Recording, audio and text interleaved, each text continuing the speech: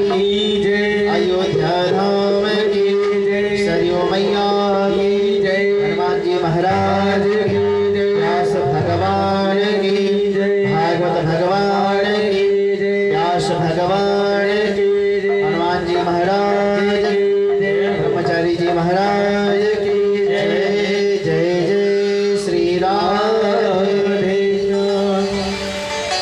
परम मंगलमय श्रीमद् भागवत महापुराणांतर्गत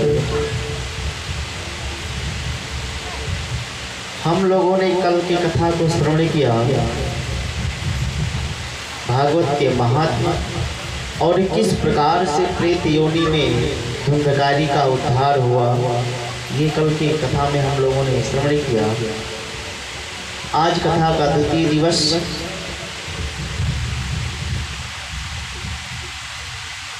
आज सौनक जी ने सूत जी महाराज से 6 प्रश्न किए। इन्हीं 6 प्रश्नों में समस्त भागवत का कथा श्रवण कराया गया है। या सौनक सूत संवाद हो अथवा परीक्षित और सुखदेव जी का संवाद हो या मैत्रेय मुनि और विदुर का संवाद हो, इन्हीं 6 प्रश्नों में सुनाया गया है। पुंसान्मेका ततः श्रेय तन्नः संसितुमर्हसि। सूत जी ने कहा, महाराज 6 प्रश्न इस प्रकार से हैं। सौनक जी ने कहा, आप बताइए महाराज। बोले, प्रथम है प्राणी मात्र का कल्याण कैसे हो, प्राणी का कल्याण कैसे हो। दूसरा प्रश्न, महाराज शास्त्र बहुत हैं लेकिन मनुष्य के पास समय बहुत कम है। ऐसे स्थिति में मनुष्य का कल्याण कैसे होगा, वो समस्त शास्त्रों का सार हमको बताइए। और तीसरा प्रश्न है, महाराज यदि भगवान सर्वसमर्थ जगदीश्वर हैं तो अवतार क्यों लेते हैं। जिनकी संकल्प मात्र से सृष्टि का सृजन हो जाता है, पालन हो जाता है और संग्रहण हो जाता है, वो परमात्मा अवतार लेकर के इस धराधाम पर क्यों आते हैं। और चौथा प्रश्न है, यदि भगवान ने अवतार लिया तो कुल उनके कितने अवतार हैं, कहाँ कहाँ पे अवतार हुए हैं। कस्मिन् युगे प्रतीयम स्थानीय वाक्य में हेतु ना। और महाराज 5वां प्रश्न है कि जीव का परम लक्ष्य क्या है। और 6वां प्रश्न है, जब भगवान धर्म की स्थापना करके इस धराधाम से लीला को संपन्न करके और जब अपने धाम को जाते हैं तो धर्म किसकी शरण में जाता है। धर्मकं शरणं गतः। ये 6 प्रश्न किए। कौन कौन से प्रश्न हैं। किं श्रेयः शास्त्र सारं कः कावतार प्रयोजनम किं कर्म केवतारश्च धर्मः कं शरणं गतः। 6 प्रश्न किए और इन 6 प्रश्नों को सुन करके सूत जी महाराज प्रसन्न हो गए, प्रमुदित हो गए और बोले, महात्माओं आपने प्रश्न इतना सुंदर किया है, अब जरा कुछ समय के लिए आप ठहरो, मैं अपने गुरुदेव भगवान का ध्यान कर लूं, उसके बाद में हम आपको ये कथा श्रवण कराएंगे। और 2 श्लोकों में श्री सुखदेव जी महाराज का दिव्य ध्यान किया। यम प्रव्रजन्त मनपेतमपेत कृत्यम द्वैपायनो विरह कातर आजुभावा पुत्रेति तन्मयतया तरभो विनीदो तम सर्वभूते हृदयं मुनिमानतोषि। यः स्वानुभावमखिलसंसारमेकम् अध्यात्मदीपमतितितीर्षतां तमोऽन्धम् संसारिणां करुणयाः पुराणगुह्यं तं व्याससूनुमुपयामि गुरुं मुनीनाम्।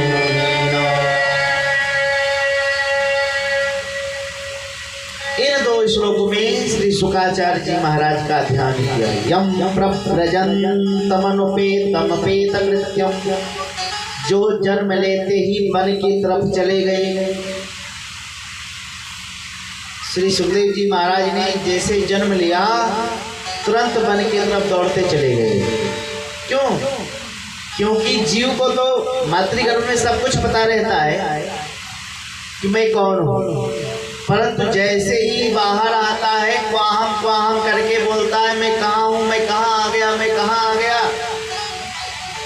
सोई माया लपेट लेती है। इसीलिए सुखदेव जी महाराज तब तक माँ के गर्भ से बाहर नहीं आए जब तक भगवान स्वयं जा करके कहा नहीं कि बेटा तुम बाहर आओ। सब ऋषि मुनि प्रार्थना करते हैं। व्यास जी महाराज कहते हैं बेटा तुम बाहर चले आओ। सुखदेव जी कहते नहीं, मैं जैसे बाहर आऊंगा तुरंत माया हमको लपेट लेगी, इसलिए मैं बाहर नहीं आ सकता। तो 12 वर्ष के बाद में भगवान स्वयं जाकर के बोले पुत्र ये माया तुमको नहीं लपेटेगी, माया तुम्हारे पास तक नहीं जाएगी, तुम बाहर आओ। अन्यथा सबको पता रहता है क्या कि भूमि परत डाबर पानी, भूमि परत डाबर पानी, भूमि परत डाबर पानी, भूमि परत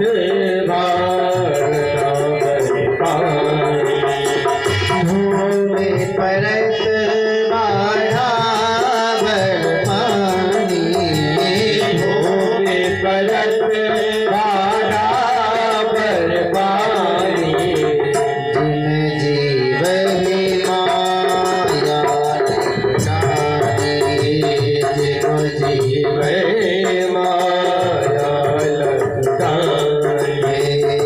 जिन जीव ही माया लपटानी, जिन जीव ही माया लपटानी। तो जैसे निर्मल जल की धारा धरती का स्पर्श करते ही धवल हो जाती है, मलिन हो जाती है, ऐसे ही जीव जब जन्म लेता है सो माया में मलिन हो जाता है। अहम मनेति सदग्राह करोते कुमतिर्मति। इसलिए सुखदेव जी माँ के गर्भ से तब तक बाहर नहीं निकले जब तक भगवान ने आशीर्वाद नहीं दे दिया। एक बात और है, यदि हम लोग विश्वास रखें कि भगवान है और भगवान को भजें तो माया उसकी दासी हो जाती है। माया को सब कोई भजे परमाधव भजे न कोई, जो कदापि माधव भजे तो माया जो माधव का दास बन जाए तो माया उसकी दासी बन जाती है, परंतु हम लोग उल्टा कर देते हैं। ये मकान मेरा है, बंगला मेरी है, गाड़ी मेरी है, ये मैं करते हुए सब माया में फंस जाते हैं और माधव छूट जाते हैं। और कब याद आते हैं माधव? जब कोई बड़ा कार्य पड़ेगा तब।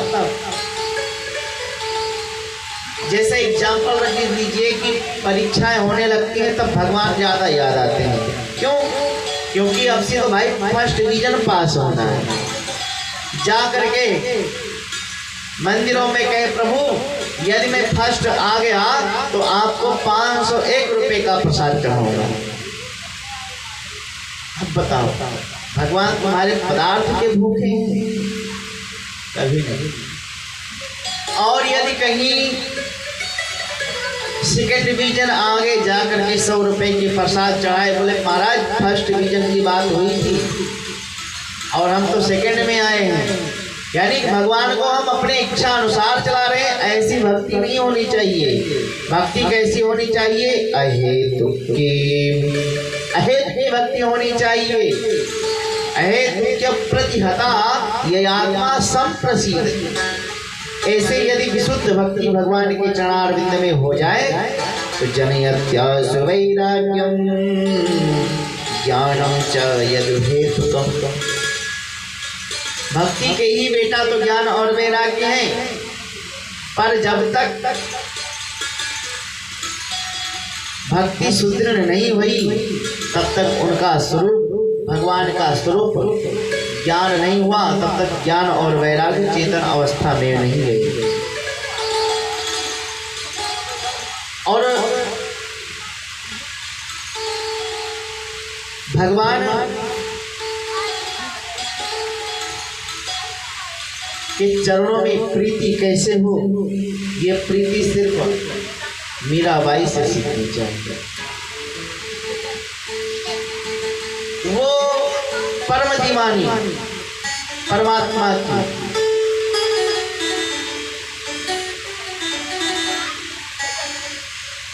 अरे यहाँ तक के कि उनके पति ही कंटक बनने लगे। जब चारों तरफ से देखा कि कोई साथ नहीं दे रहा, उनके मुख से निकल ही गया कि मेरे तो गिरधर गोपाल दूसरो न कोई, जाके सिर मोर मुकुट मेरो पति सोई, मेरे तो गिरधर गोपाल दूसरो न कोई। क्यों? क्योंकि भगवान के चरणों में प्रीति हो गई। और जब प्रीति हो जाएगी तो ये जो माया है ये अपने आप ही छूट जाएगी, माया की आसक्ति छूट जाएगी। और जब छूट जाएगी तो भगवान की भक्ति प्राप्त हो जाएगी। बोले वृंदावन बिहारी लाल की जय।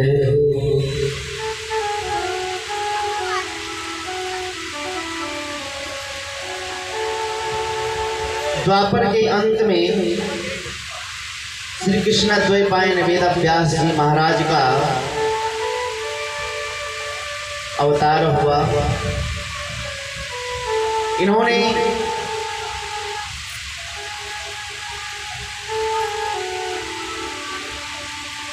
अपने अमोघ दृष्टि से देखा। द्वापरे समन प्राप्ते तृतीये युग पर्यये जातः पराशराद्योगे वासव्याम कलया हरे। सूत जी कहते हैं कि जिस समय द्वापर के अंत में भगवान श्री कृष्ण द्वैपायन वेद व्यास का प्राकट्य हुआ और इन्होंने जब अपनी दिव्य दृष्टि से देखा, ये तो त्रिकाल दृष्टा थे। व्यास जी महाराज भूत और भविष्य वर्तमान अमोघ दृष्टा से देखते थे। जब इन्होंने देखा कि इस कलयुग में कलुषित प्राणियों का कल्याण कैसे होगा, चित्त अशांत हो गया। मंदा सुमंद मतयो मंद भाग्य मध्यता। जीवों का कैसे कल्याण हो, कलिकाल में लोगों की बुद्धि भी मंद पड़ जाएगी। इसलिए विचार कर ही रहे थे कि तब तक एक वेद के इन्होंने 4 विभाग कर दिए, ऋग्वेद, यजुर्वेद, सामवेद और अथर्ववेद। फिर भी इनके मन को शांति नहीं भई, तो पंचम वेद महाभारत को तैयार किया 1 लाख श्लोक का। फिर भी इनके मन को शांति नहीं हुई। 6 शास्त्र लिख डाले, उपशास्त्र लिखे, फिर भी मन को शांति नहीं हुई, तो एक एक करके 17 पुराण लिख डाले, फिर भी इनके मन को शांति नहीं हुई। इनके मन में शांति क्यों नहीं हो रही है? सोच रहे हैं कि अभी तक हमने इस संसार के लिए क्या है। विचार कर ही रहे थे, सोच ही रहे थे कि अचानक उनके कान में ध्वनि सुनाई पड़ी, नारायण नारायण नारायण श्रीमन नारायण नारायण श्रीमन नारायण नारायण श्रीमन नारायण लक्ष्मी नारायण नारायण नारायण लक्ष्मी नारायण नारायण नारायण श्रीमन नारायण नारायण नारायण श्रीमन नारायण नारायण श्रीमन नारायण नारायण श्रीमन नारायण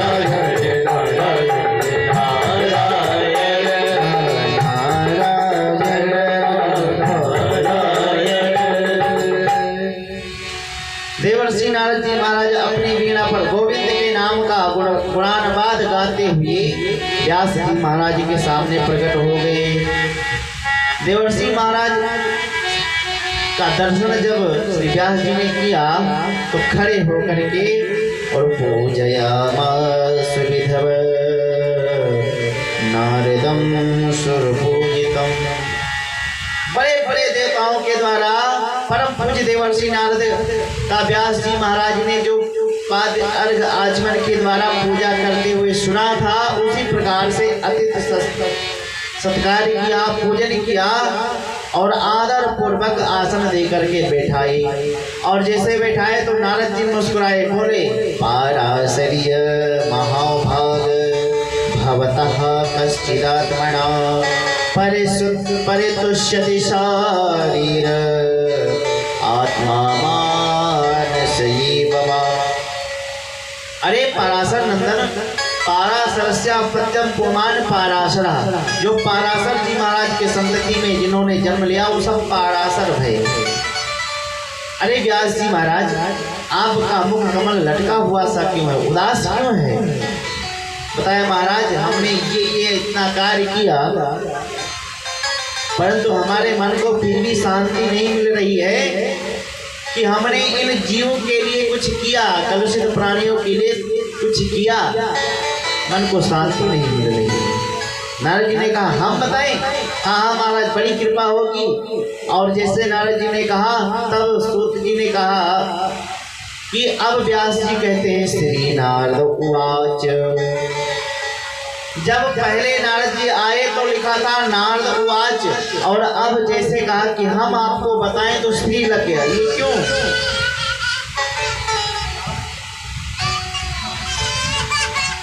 क्योंकि पहले नारद जी बोल रहे थे और अब जो बोल रहे हैं वो नारद जी के भीतर बैठ करके भगवान स्वयं बोल रहे हैं, इसलिए श्री लग गए।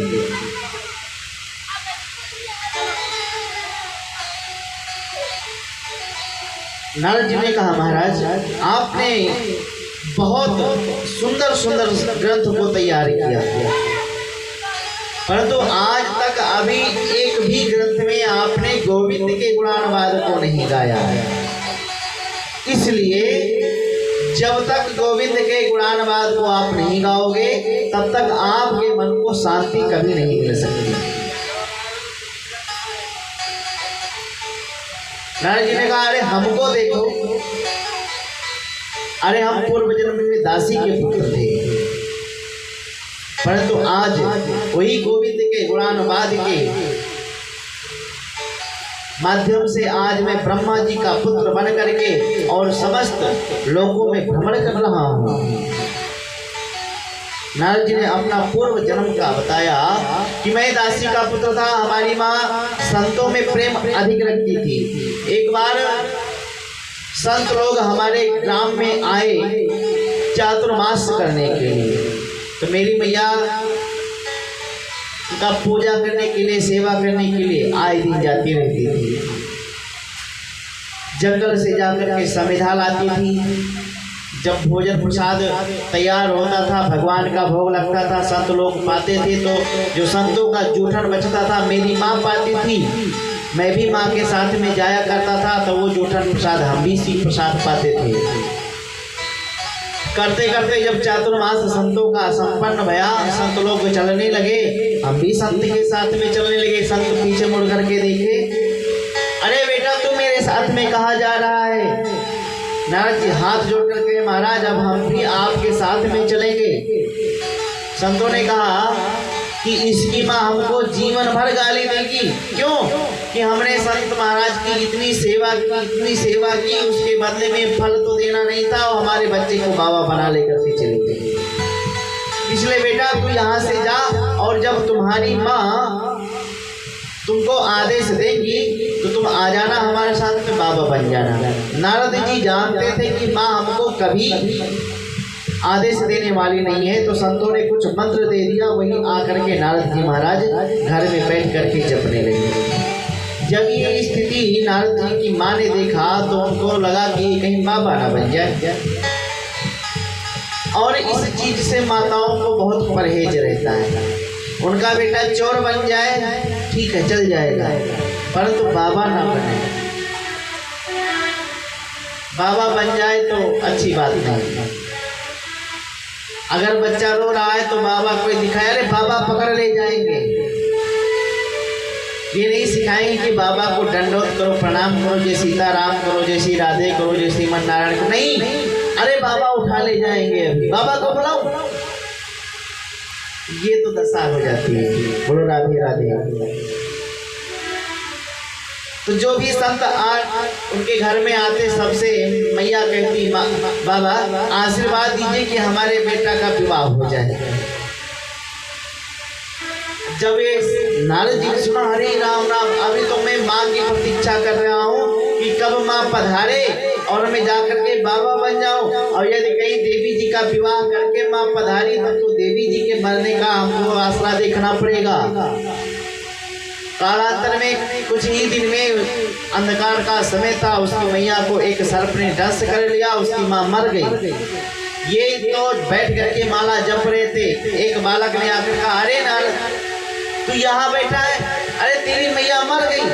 नारद जी महाराज जैसे सुने बड़े प्रसन्न हुए, परंतु अब कहे अगर यदि मैं प्रसन्नता बनाऊंगा तो ये कहेंगे कि मैया मर गई, ये नाच रहे हैं। इसलिए झूठ मूठ के आंख मीड़ मीड़ करके रोने लगे।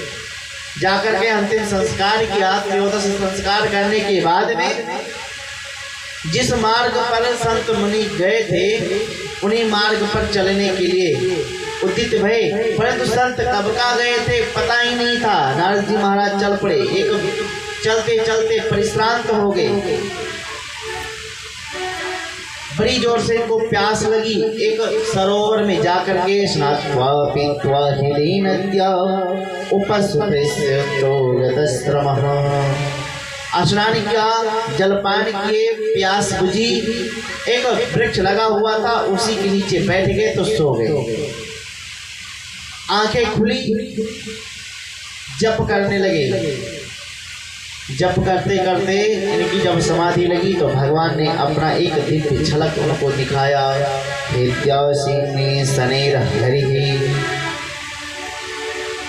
नारद जी महाराज मन में प्रसन्न हो रहे छवि को देखते हुए, तब तक भगवान ने दूसरे क्षण में उस स्वरूप को त्रोहित कर दिया, गायब कर दिया।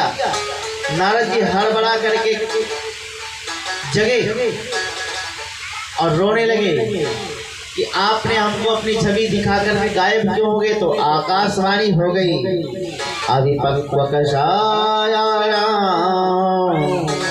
दुर्दर्शो हमको योगिना। ए बालक, अभी तो अपक्व है, जब तो पूरी तरीके से पक जाएगा, यानी पूरी तरीके से भक्त हो जाएगा, तब तुम आना, तुमको भक्ति मिलेगी। नारद जी ने कहा कि यदि मैं अभी उस योगी का नहीं भया था तो आपने हमको अपना ये छटा दिखाई क्यों? तो भगवान ने कहा इसलिए दिखाई कि कहीं तुम्हारे मन में ये भ्रम ना उत्पन्न हो जाए कि बचपन में संत लोग आकर के हमको पागल बना गए कि भगवान है, भगवान होते होते कुछ नहीं है। इसलिए हमने आपको ये दिव्य छटा इसलिए दिखाई कि हमारी सत्ता विद्यमान है, हम हैं इस संसार में, अगले जन्म में तुमको हम प्राप्त होंगे।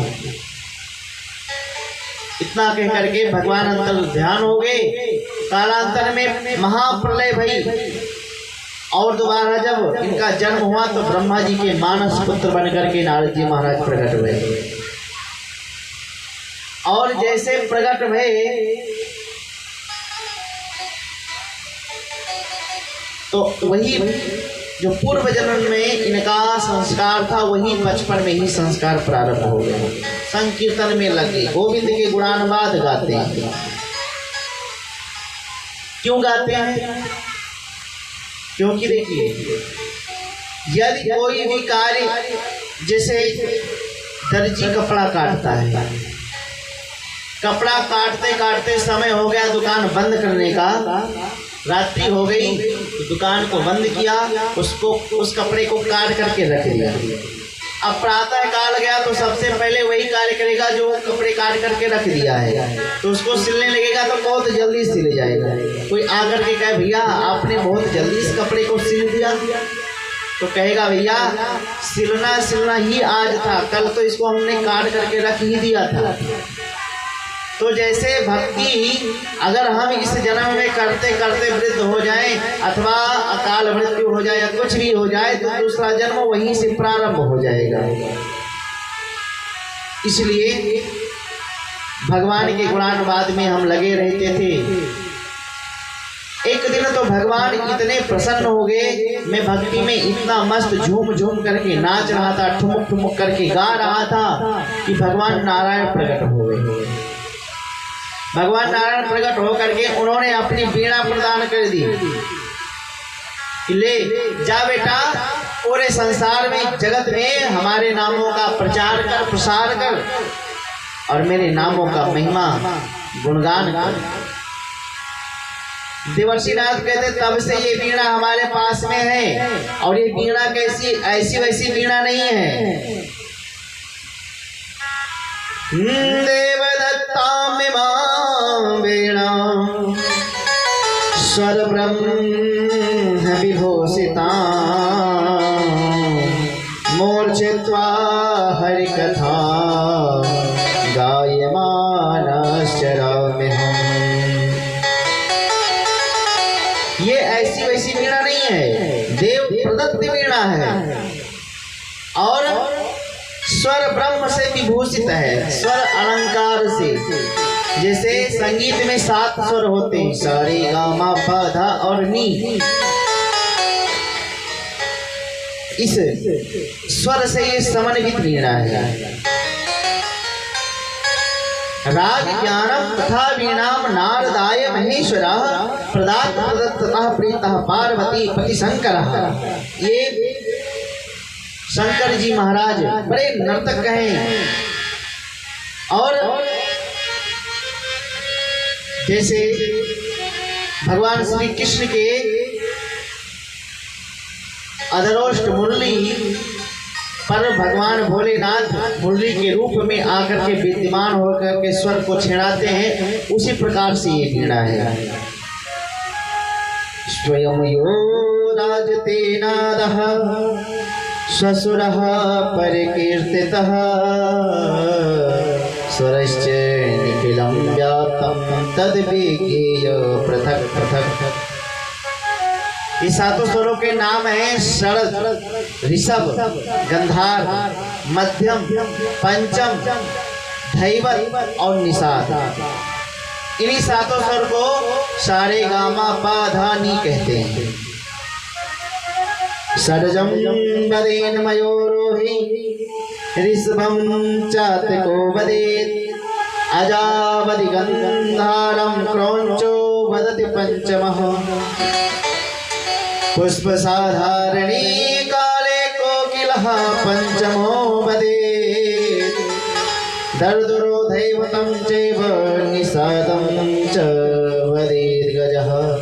ये सातों स्वर 7 पशु पक्षियों से मिलकर के बने हैं। पहले हमारे ऋषि मुनि थे, यदि कोई पंछी बोल रहा है उस पंछी को सुन करके आवाज निकाल लेते थे।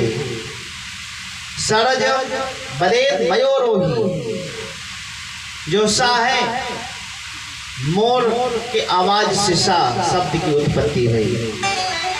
ऋषभं चातको वदेत्, और जो ऋषभ है रे, इस चातक पक्षी से इस शब्द को तैयार किया गया। और अजावति गंधर्वं, बकरी के चिघार से तीसरा शब्द गा प्रकट भया। क्रौंचो वदति मध्यमम्, और मां क्रौंच पक्षी के स्वर से मां की उत्पत्ति हुई।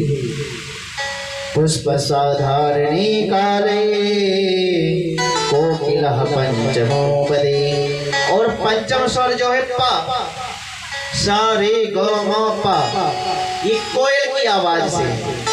प्रायः शास्त्रों में आता है कोयल की आवाज। पंचम स्वर में गूंगा बोले या पंचम स्वर में कोयल बोले। भगवान की दया की दृष्टि खुल जाए तो 5 स्वर में ये पंचम स्वर बड़ा महत्व स्वर है। और दर्दुरो दैवतं चैव, मेढक की आवाज से धा शब्द की उत्पत्ति हुई है। निषादं च वदेत् गजः, हाथी के चिंगार से ये नी शब्द की उत्पत्ति हुई है। एते सप्त सुरेण राजते शोभते स्वराटः स्वविष्णः कृष्ण योगतः। भगवान श्री कृष्ण की बंसी में ये सातों स्वर हैं और ये वीणा में है, इसलिए इसको कहते हैं स्वर ब्रह्म विभूषिताम इमाम वीणा। ये जो मेरी वीणा है ये 7 स्वर से समन्वित वीणा है। इस प्रकार से जब नारद जी ने सुनाया अपने बारे में, व्यास जी तुरंत उस कमी को स्वीकार किए, जा करके अपने सम्यक्प्रास आश्रम में बैठे और जैसे आश्रम में बैठे महाराज सरस्वती के नदी के तट पर, तो इनके हृदय में भागवत की भागीरथी गंगा प्रवाहित होने लगी। अभी व्यास जी महाराज गाते गए, उनके सामने व्यास जी के गुफा के सामने नारद जी महाराज गणेश जी महाराज की गुफा है। गणेश जी महाराज लिखते गए, व्यास जी महाराज गाते गए। कुछ ही दिन में ये 18,000 की दिव्य श्रीमद् भागवत प्रकट हो गई। 18,000 श्लोक है। अब ये प्रकट तो हो गई, परमहंस की संहिता है। तो सोच रहे थे किसको सुनाया जाए, तब तक इनको अपना बेटा ध्यान में आ गया। जब सुखदेव जी महाराज ने जन्म लिया तो भाग के चले गए थे, वन की तरफ मुड़ करके नहीं देखा था। तो उनका अपना बेटा ध्यान में आया कि मेरा बेटा ही परमहंस है, परंतु कहाँ पे होगा, किस वेश में होगा, मैं कैसे पहचानूंगा। इन्होंने क्या किया कि अपने 2-4 शिष्यों को भागवत के कुछ श्लोक रटा दिए। बोले जाओ यत्र तत्र इस श्लोक को गाओ। शिष्य उनके यत्र तत्र जंगल में जाकर के श्लोक को गाते हैं। सुखदेव जी समाधि में बैठे थे, अचानक उनके कान में भागवत का एक श्लोक पड़ा, जो गुनगुनाता हुआ कोई व्यक्ति जा रहा है। ये श्लोक 10वें स्कंद के 21वें अध्याय के 5वें श्लोक है। वरहा पीडम नटवर बपुः कर्णयो कर्णिकारं बिभ्रद्वासः कनककपिशं वैजयन्ती च माला रन्ध्रणवेणोरधर सुधया पूरयन् गोपवृन्दे वृन्दारण्यं स्वपदरमणं प्रविशद गीतकीर्तिः। मोर का पंख धारण किए हुए, माधव दिव्य पीतांबर ओढ़े हुए, बंसी को बजाते हुए, गाय को चराते हुए, ग्वालों से अपनी कीर्ति को श्रवण करते हुए वृंदावन में प्रवेश पा रहे हैं। ये शब्द जब सुखदेव जी महाराज के कानों में पड़ा, आह कितनी सुंदर छवि है, कितना सुंदर स्वरूप है। चल करके हम भी ना क्यों दर्शन करें, मिले, प्रणाम करें। सुखदेव जी महाराज जैसे चले, फिर विचार आया, अरे स्वभाव यदि स्वरूप से इतना सुंदर है तो स्वभावता उसके स्वभाव इतना सुंदर हो, इसके बारे में कोई पता नहीं है। आजकल तो ऐसा युग चल गया है कि काले काले जाओ, गोरे बन के चले आओ। अरे इतना एंटिंग पेंटिंग हो जाता है। आज हम आपसे मिले 10 दिन के बाद, अरे भैया आप अरे इतने बदल गए। तो भैया स्वरूप से इतना सुंदर है, स्वभाव से इतना सुंदर हो कौन कह सकता है। स्वभाव के प्रति संदेह हो रहा था, तब तक दूसरे चेला ने दूसरा श्लोक गुनगुनाना प्रारंभ कर दिया। और इस श्लोक में भगवान के स्वभाव के बारे में वर्णन है।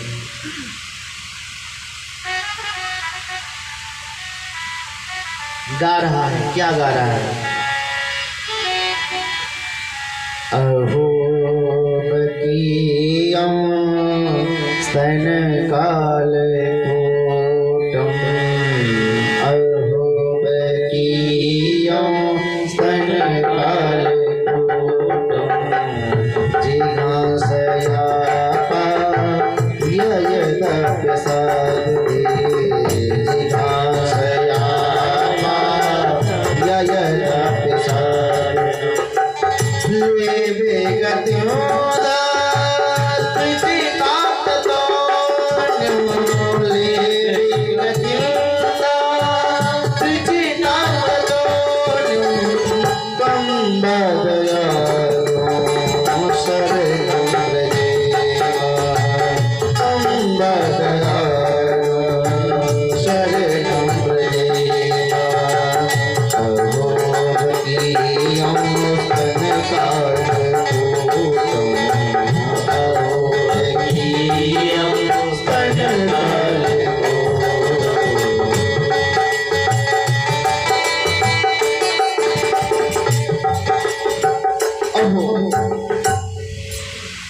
अहो आश्चर्य, बड़े आश्चर्य की बात है। देखो संस्कृत के शब्द में जो अगर उच्चारण किया जाता है जैसे बहुत तत्व, अरे क्या हो गया, अरे अहो, तो अहो आश्चर्यम इयम बकी, बकी नाम पूतना का है।